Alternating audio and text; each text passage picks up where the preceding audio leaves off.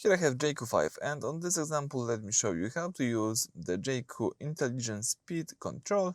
Let me show you where you can enable or disable this feature. So at the very beginning, let's start by using the home screen of your Jaecoo infotainment system. Then let's find here and select the settings button located right here at the top right corner. Afterwards, you can use this menu, this left menu, and select here the third option, which is the driver assistance.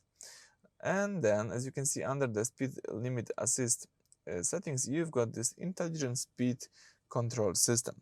This is an advanced feature linked to your cruise control. When turned on, the vehicle doesn't just read speed limit signs, it actively adapts to them.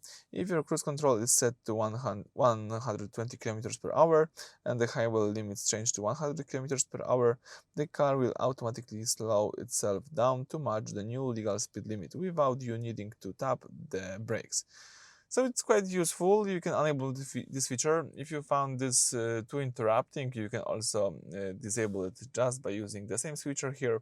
And that's it. Thank you for watching. Please subscribe to our channel and leave thumbs up.